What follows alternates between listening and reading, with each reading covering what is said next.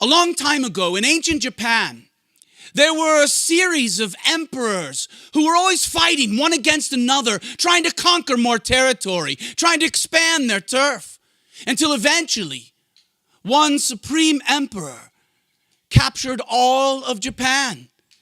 And he did so in large part because he had a general that was fierce and feared. When this general came into a town, the first thing he did is he would burn the village to the ground to instill fear into the peasants. And of course, the peasants would flee into the mountains, flee for their lives. But he didn't stop there. He would often go into the temples and the monasteries, and he'd burn the temples to the ground. And the monks and nuns would flee into the mountains, fearing for their lives.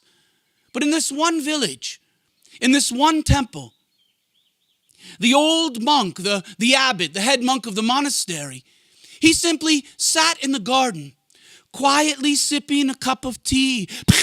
Cannons exploded around him, bullets whizzing by his head, arrows flying everywhere, while he quietly sat and sipped his cup of tea by a small lotus pool where the flowers bloomed and the koi fish swam, sitting under the bodhi tree, sipping his tea.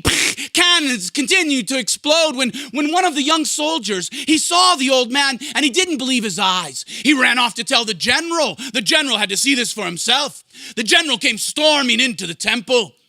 He said, "Old man, do you not know who I am? Do you not fear me?"